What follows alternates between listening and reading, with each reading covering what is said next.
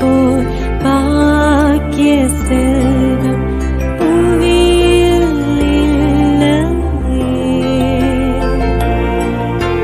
புவி நிரம்ப பொன் தந்தாலும் இப்பளிக்கு ஈடில்லையே.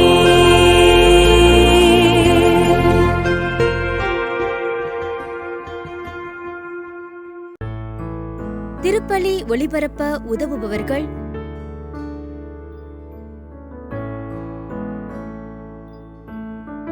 டாக்டர் ஜஸ்டின் ஆனந்த் மற்றும் குடும்பத்தினர், பெங்களூர். திருமதி இனோஷென்சியா மேரி இவரின் ஆன்ம இளைப்பாட்சிக்காக வேண்டி.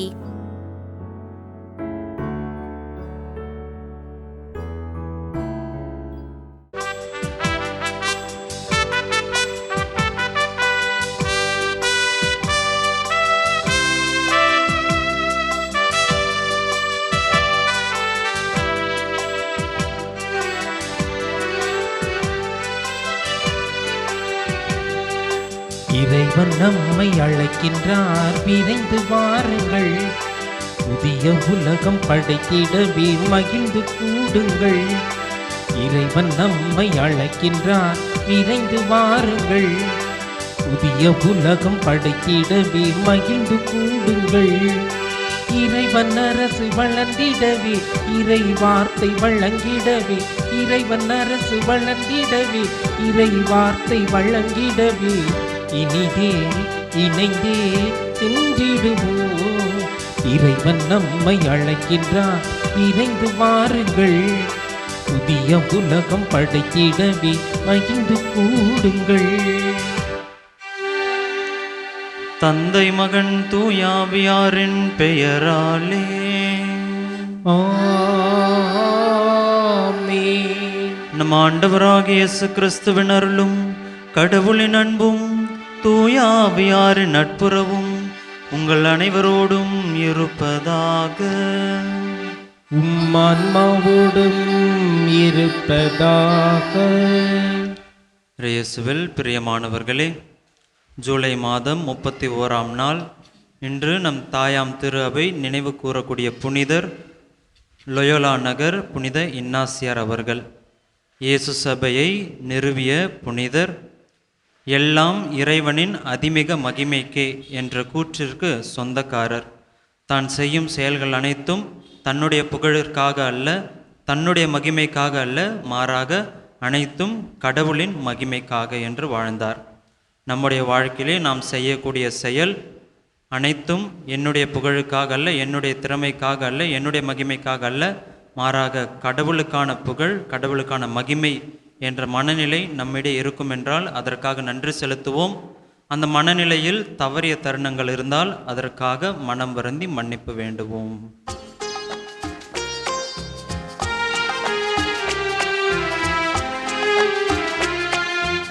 இரக்கத்தின் ஆண்டவரே, எம் மீது இரக்கம் வையும். இரக்கத்தின் ஆண்டவரே, எம் மீது இரக்கம் வையும். அளவில்லா இரக்கம் கொண்டவரே, அனுதினம் எம்மை ஆள்பவரே. இரக்கத்தின் ஆண்டவரே, எம் மீது இரக்கம் வையும். எல்லாம் வல்ல இறைவன் நம் மீது இரக்கம் வைத்து நம் பாவங்களை மன்னித்து நம்மை நிலை வாழ்வுக்கு அழைத்துச் செல்வாராக. ஆமென். மன்றாடுவோமாக. இறைவா, உமது பெயரின் அதிமிக ஆட்சியை பரப்ப உமது திரு அவையில் புனித இன்னாசியாரை தேர்ந்தெடுத்தீரே. அதனால் அவருடைய உதவியாலும் எடுத்துக்காட்டாலும் மண்ணுலகில் தீமைகளை எதிர்த்து போராடவும் விண்ணுலகில் அவரோடு வெற்றி வாகை சூடவும் எங்களுக்கு அருள்வீராக. உமோடு தூயாவியாரின் ஒன்றிப்பில் இறைவனாய் என்றென்றும் வாழ்ந்து ஆட்சி செய்கின்ற எங்கள் ஆண்டவரும் உம் திருமகனுமாகிய இயேசு கிறிஸ்து வழியாக உம்மை மன்றாடுகின்றோம்.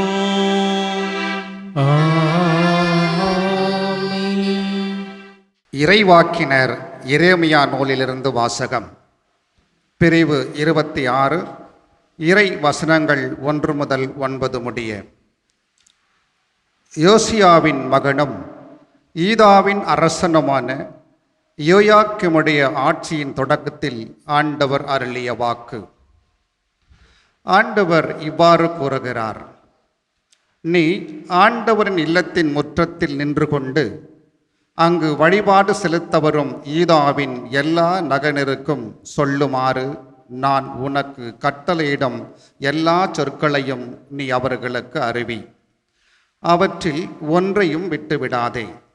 ஒருவேளை அவர்கள் உனக்கு செவிசாய்த்து அவரவர் தம் தீய வழிகளை விட்டு திரும்பலாம். அப்பொழுது அவர்களுடைய தீயச் செயல்களை முன்னிட்டு அவர்களுக்கு நான் அளிக்க எண்ணியுள்ள தண்டனை பற்றி என் மனத்தை மாற்றிக்கொள்வேன். நீ அவர்களிடம் சொல்ல வேண்டியது: ஆண்டவர் கூறுவது இதுவே, நீங்கள் எனக்கு செவி கொடாமலும் உங்களுக்கு கொடுத்திருக்கும் என் சட்டத்தின்படி நடவாமலும் நீங்கள் செவி சாய்க்காத பொழுதும் நான் மீண்டும் மீண்டும் கடவுளிடம் அனுப்பி வைக்கும் என் ஊழியர்களான இறைவாக்கினர்களுடைய சொற்களை கேளாமலும் இருப்பீர்களாகில் இக்கோவிலை சீலோவை போல் ஆக்குவேன். இந்நகரை உலகில் எல்லா மக்களினத்தார் நடுவிலும் சாபக்குறியாக மாற்றுவேன். ஆண்டவர் இல்லத்தில் எரேமியா உரைத்த இச்சொற்களை குருக்களும் இறைவாக்கினரும் மக்கள் அனைவரும் கேட்டனர். மக்கள் அனைவருக்கும் சொல்லும்படி ஆண்டவர் கட்டளையிட்டிருந்த எல்லாவற்றையும் எரேமியா கூறி முடித்தபோது குருக்களும் இறைவாக்கினரும் மக்கள் அனைவரும் அவரை பிடித்து, நீ கண்டிப்பாய் சாக வேண்டும் என்று கூச்சலிட்டனர். இக்கோவில் சீலோவை போல் மாறும், இந்நகர் குடியிருப்பாரற்று பாழாய் போகும் என்று ஆண்டவரின் பெயரால் நீ ஏன் இறைவாக்கு உரைத்தாய் என்று கூறி ஆண்டவர் இல்லத்திலேயே மக்கள் எல்லோரும் எரேமியாவை சூழ்ந்து கொண்டனர். ஆண்டவரின் அருள்வாக்கு. இறைவனுக்கு நன்றி. பதிலுரை பாடல். ஆண்டவரே, உம் பேரன்பினால் எனக்கு பதில் மொழித்தாரும். ஆண்டவரே, உமது பேரன்பினால் எனக்கு பதில் மொழித்தாரும். காரணமில்லாமல் என்னை வெறுப்போர் என் தலைமுடியை விட மிகுதியாயிருக்கின்றனர். பொய் குற்றம் சாட்டி என்னை தாக்குவோர் பெருகிவிட்டனர். நான் திருடாததை எப்படி திருப்பித் தர முடியும்? பல்லவி. ஆண்டவரே, உம் பேரன்பினால் எனக்கு பதில் மொழித்தாரும். ஏனெனில் உம் பொருட்டே நான் இழிவை ஏற்றேன். வெட்கக்கேடு என் முகத்தை மூடிவிட்டது. என் சகோதரர்களுக்கு வேற்று மனிதனானேன். என் தாயின் பிள்ளைகளுக்கு அயலான் ஆனேன். உமது இல்லத்தின் மீது எனக்கு உண்டான ஆர்வம் என்னை எரித்து விட்டது. உம்மை பழித்து பேசினவர்களின் பழிச்சொற்கள் என் மீது விழுந்தன. பல்லவி. ஆண்டவரே, உம் பேரன்பினால் எனக்கு பதில் மொழித்தாரும்.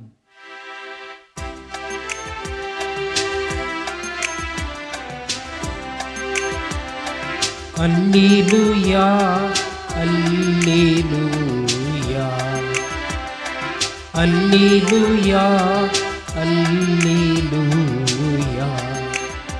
நம் ஆண்டவரின் வார்த்தையோ என்றென்றும் நிலைத்திருக்கும். இவ்வார்த்தையே நமக்கு அருளப்பட்ட நற்செய்தி. அல்லேலூயா, அல்லேலூயா. ஆண்டவர் உங்களோடு இருப்பாராக. உம் ஆன்மாவோடும் இருப்பாராக. மத்தேயு எழுதிய தூய நற்செய்தியிலிருந்து வாசகம். ஆண்டவரே, மாட்சி உமக்கே. அதிகாரம் 13, இறைவசனங்கள் 54 முதல் 58 முடிய. அக்காலத்தில் இயேசு தமது சொந்த ஊருக்கு வந்து அங்குள்ள தொழுகை கூடத்தில் அவர்களுக்கு கற்பித்தார். அதை கேட்டவர்கள் வியப்பில் ஆழ்ந்தார்கள். அவர்கள், எங்கிருந்து இந்த ஞானம் இவருக்கு வந்தது? எப்படி இந்த வல்ல செயல்களை செய்கிறார்? இவர் தச்சருடைய மகன் அல்லவா? இவருடைய தாய் மரியா என்பவர்தானே? யாக்கோபு, யோசேப்பு, சீமோன், யூதா ஆகியோர் இவருடைய சகோதரர் அல்லவா? இவர் சகோதரிகள் எல்லாரும் நம்மோடு இருக்கிறார்கள் அல்லவா? பின் இவருக்கு இவையெல்லாம் எங்கிருந்து வந்தன என்றார்கள். இவ்வாறு அவரை ஏற்றுக்கொள்ள அவர்கள் தயங்கினார்கள். இயேசு அவர்களிடம், தம் சொந்த ஊரிலும் வீட்டிலும் தவிர மற்றெங்கும் இறைவாக்கினர் மதிப்பு பெறுவர் என்றார். அவர்களுக்கு நம்பிக்கை இல்லாததால் அவர் அங்கு பல வல்ல செயல்களை செய்யவில்லை. ஆண்டவரின் அருள்வாக்கு. கிறிஸ்துவே உமக்கு புகழ். உண்மை எப்போதும் வெற்றியில்தான் முடியும். உண்மை தாக்க முடியாத ஒன்று அல்ல, ஆனால் உண்மையை யாராலும் வெல்ல முடியாது. இந்த கூற்றிற்கு சொந்தக்காரர் லொயோலா நகர் புனித இன்னாசியார் அவர்கள். இயேசுவில் பிரியமானவர்களே, தன் இளம் வயதிலே இராணுவ போர் முனைகளில் ஈடுபட்டிருந்த புனித இன்னாசியார் தன் வாளால் உலகை வென்றுவிடலாம், தன் பெயரும் புகழும் எங்கும் ஒலிக்க வேண்டும் என்று வீர கனவுகளோடு இருந்தார். ஆனால் பலோனா யுத்த களத்தில் பீரங்கி குண்டு அவரது காலை தாக்கியது.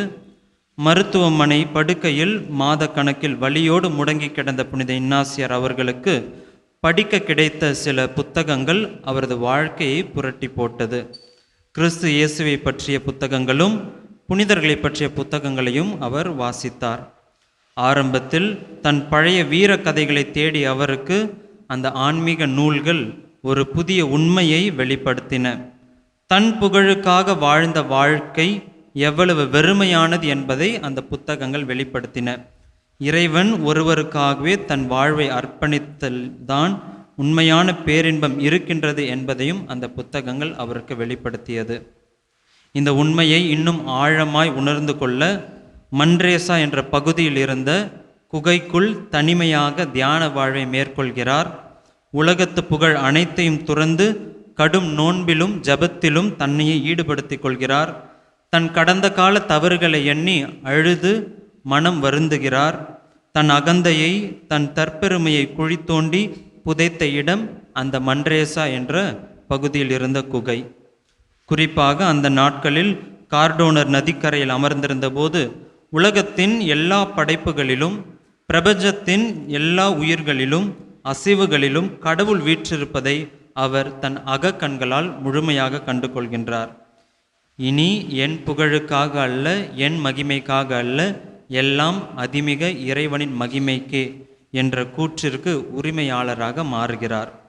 தான் வாழ்ந்து கொண்டிருந்த அந்த பழைய வாழ்க்கையை உதறிவிட்டு தன் முன் வெளிப்படுத்தப்பட்ட அந்த உண்மையை ஏற்றுக்கொண்டு தன்னை உருமாற்றி கொண்டதால் தான் இறைவன் முன்னிலையில் விலையேற பெற்றார், புனிதராக உயர்த்த பெற்றார். அன்பார்ந்தவர்களே, தனக்கு முன் வெளிப்படுத்தப்பட்ட அந்த உண்மையை ஏற்றுக்கொண்டார் புனித லொயோலா நகர் இன்னாசியார் அவர்கள்.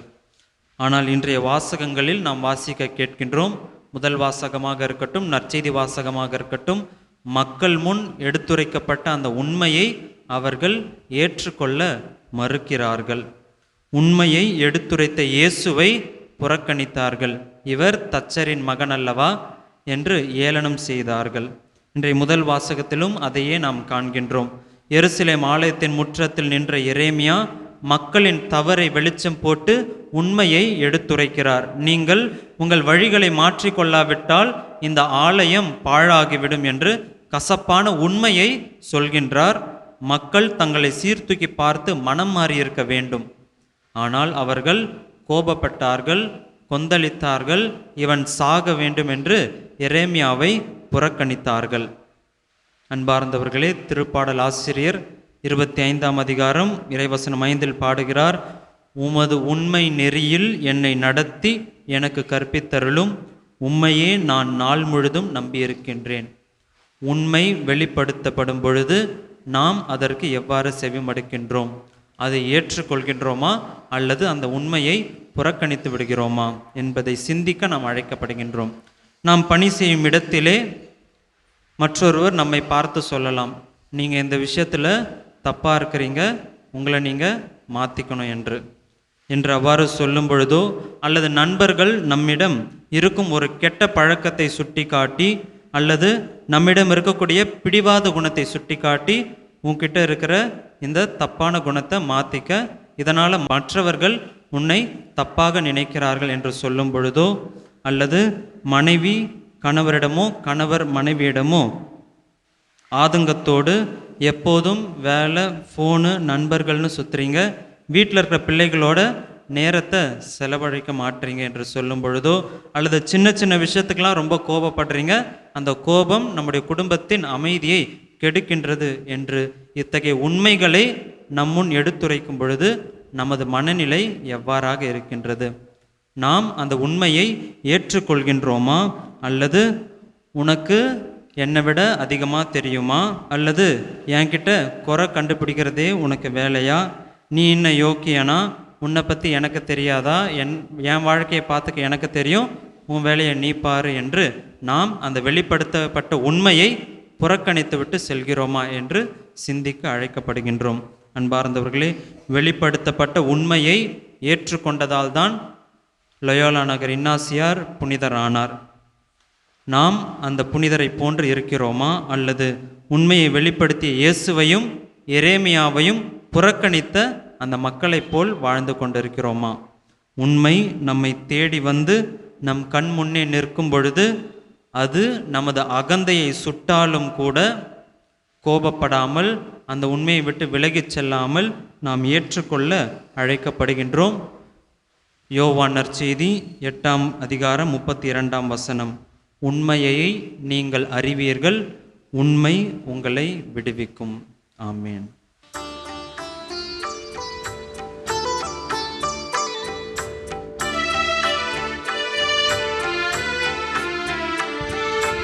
அன்பின் பலியாயிப்பா, உம்மை அணுகிடும் எளியவர் வேண்டுதல் கேட்பா. அன்பின் பலியாயிப்பா, புண்படும் மனதின் துயர் தணிப்பா. புண்படும் மனதின் துயர் தணிப்பாய், எமை புண்ணிய வாழ்வில் நிலை பெறச் செய்வாய். அன்பின் பலியாயிப்பா, உம்மை அணுகிடும் எளியவர் வேண்டுதல் கேட்பார். அன்பின் பலியாயிப்பா.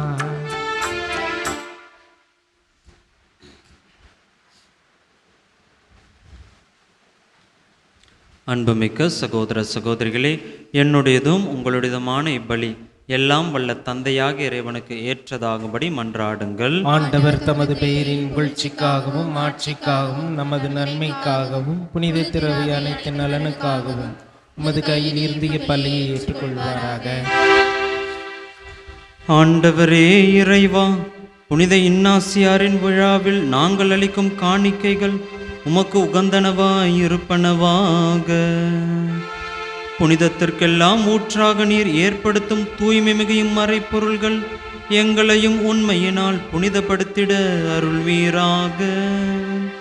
எங்கள் ஆண்டவராகிய கிறிஸ்து வழியாக உம்மை மன்றாடுகின்றோம்.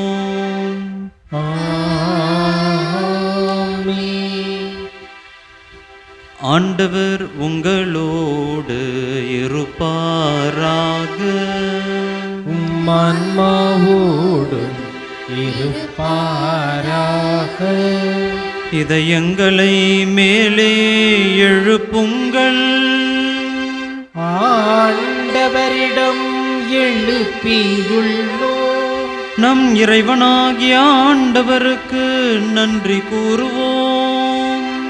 அது தகுதியும் நீதியும் ஆனதே.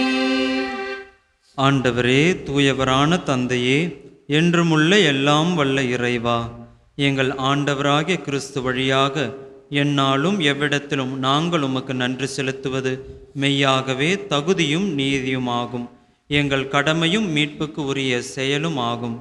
ஏனெனில் புனித இன்னாசியாருடைய விழாவில் உமது திரு அவை மகிழ்ந்திருக்கச் செய்கின்றீர்.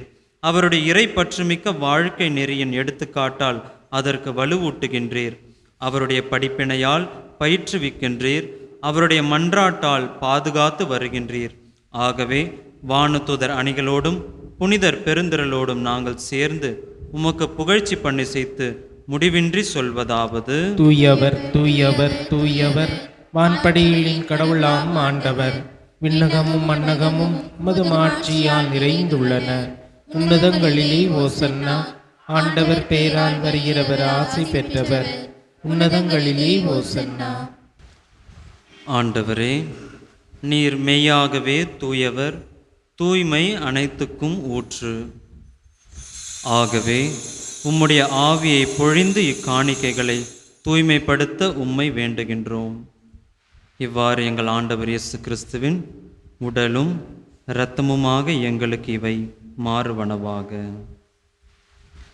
அவர் பாடுபட உளம் கனிந்து தம்மை கையளித்த போது அப்பத்தை எடுத்து நன்றி செலுத்தி அதை பிட்டு தம் சீடர்களுக்கு அளித்து கூறியதாவது: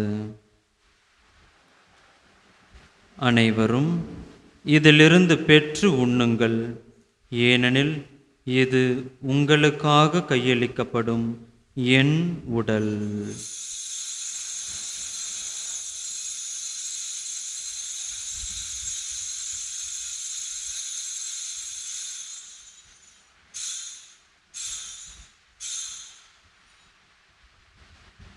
அவ்வண்ணமே இரவு விருந்தை அருந்திய பின் கிண்ணத்தையும் எடுத்து மீண்டும் உமக்கு நன்றி கூறி தம் சீடர்களுக்கு அளித்து அவர் கூறியதாவது: அனைவரும் இதிலிருந்து பெற்று பருகுங்கள், ஏனெனில் இது புதிய நிலையான உடன்படிக்கைக்கு உரிய என் இரத்தத்தின் கிண்ணம். இது பாவ மன்னிப்புக்கென்று உங்களுக்காகவும் பலருக்காகவும் சிந்தப்படும். இதை என் நினைவாக செய்யுங்கள்.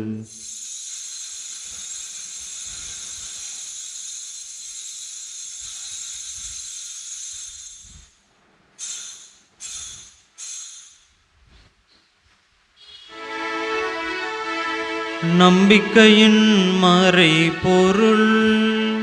ஆண்டவரே, நீர் வருமளவும் உமது இறப்பினை அறிக்கையிடுகின்றோம், உமது உயிர்ப்பினையும் எடுத்துரைக்கின்றோம். ஆகவே ஆண்டவரே, நாங்கள் கிறிஸ்துவின் இறப்பினையும் உயிர்ப்பினையும் நினைவு கூர்ந்து வாழ்வு தரும் அப்பத்தையும் மீட்பளிக்கும் கிண்ணத்தையும் உமக்கு ஒப்பு கொடுக்கின்றோம். உம் திருமுன் நின்று உமக்கு ஊழியம் புரிய தகுந்தவர்கள் என எங்களை ஏற்றுக்கொண்டீர். எனவே உமக்கு நன்றி செலுத்துகின்றோம். மேலும் கிறிஸ்துவின் உடலிலும் இரத்தத்திலும் பங்கு கொள்ளும் எங்களை தூய ஆவியார் ஒன்று சேர்க்க வேண்டுமென உம்மை தாழ்மையுடன் மன்றாடுகின்றோம். ஆண்டவரே, உலகெங்கும் பரவியிருக்கும் உமது திரு அவையை நினைவு கூர்ந்தருளும். எங்கள் திருத்தந்தை லியோ, எங்கள் ஆயர் ஜார்ஜ், எல்லா திருநிலையினர் ஆகிய அனைவரோடும் உமது திரு அவை அன்பில் நிறைவு பெறச் செய்தருளும். மேலும் உயிர்த்தெழும் எதிர்நோக்குடன் துயில் கொள்ளும் எங்கள் சகோதரர் சகோதரிகளையும் இறந்தோர் அனைவரையும் இரக்கத்துடன் நினைவு கூர்ந்து உமது திருமுக ஒளியினுள் ஏற்றருளும். எங்கள் அனைவர் மீதும் இரக்கமாயிரும். கடவுளின் கன்னி தாயான புனித ஆரோக்கிய தாய், அவருடைய கணவரான புனித யோசேப்பு, புனித திருத்தூதர்கள், இன்று நாங்கள் நினைவு கூறும் புனித இன்னாசியார், இவ்வுலகில் உமக்கு உகந்தவராய் இருந்தோர் ஆகிய புனிதர் அனைவருடனும் நாங்கள் நிலை வாழ்வில் பங்கு கொள்ளும் தகுதி பெற்று உம் திருமகன் இயேசு கிறிஸ்து வழியாக உம்மை புகழ்ந்தேத்தும் வரமருள உம்மை மன்றாடுகின்றோம்.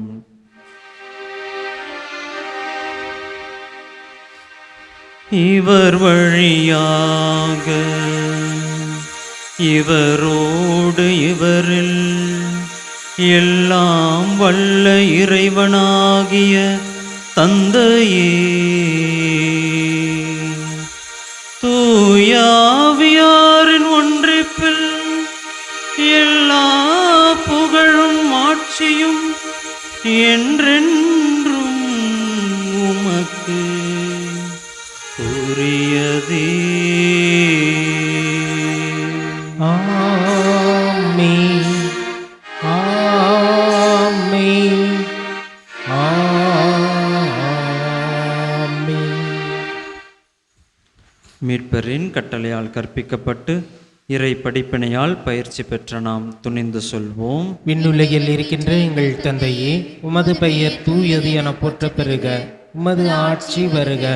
உமது திருவுளம் விண்ணுலகில் நிறைவேறுவது போல மண்ணுலகிலும் நிறைவேறுக. எங்கள் அன்றாட உணவை இன்று எங்களுக்கு தாரும். எங்களுக்கு எதிராக குற்றம் செய்வோரை நாங்கள் மன்னிப்பது போல எங்கள் குற்றங்களையும் மன்னியும்.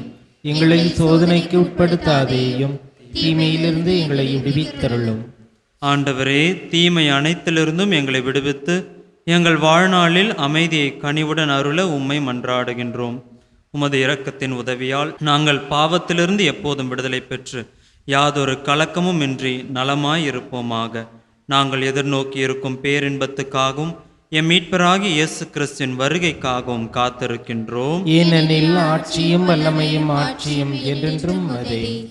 ஆண்டவரே இயேசு கிறிஸ்துவே, அமைதியை உங்களுக்கு விட்டுச் செல்கின்றேன், என் அமைதியையே உங்களுக்கு அளிக்கின்றேன் என்று உம் திருத்தூதர்களுக்கு மொழிந்தீரே. எங்கள் பாவங்களை பாராமல் உமது திரு அவையின் நம்பிக்கையை கண்ணோக்கி உமது திருவுளத்துக்கு ஏற்ப அதற்கு அமைதியையும் ஒற்றுமையும் அளித்தருள்வீராக. என்றென்றும் வாழ்ந்து ஆட்சி செய்கின்றவர் நீரே. ஆமென். ஆண்டவருடைய அமைதி உங்களோடு என்றும் இருப்பதாக. ஆன்மாவோடும் இருப்பதாக. ஒருவருக்கொருவர் அமைதியை பகிர்ந்து கொள்வோம்.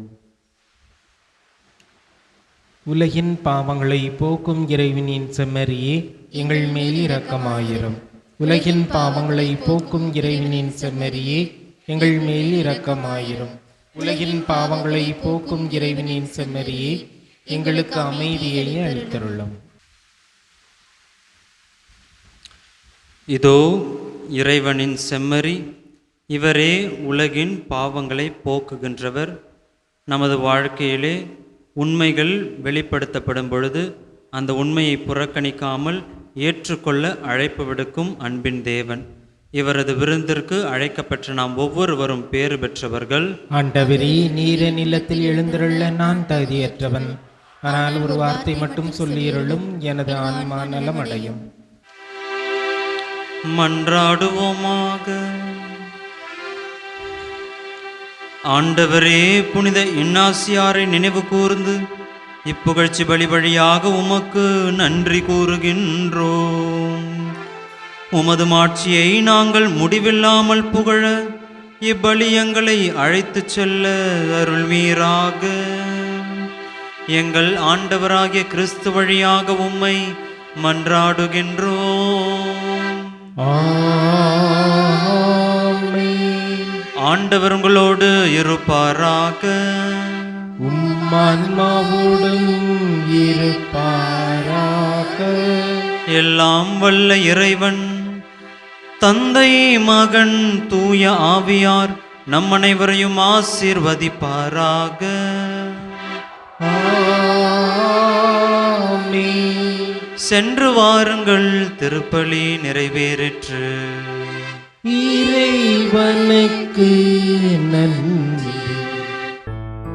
திருப்பலி ஒளிபரப்ப உதவியவர்கள்: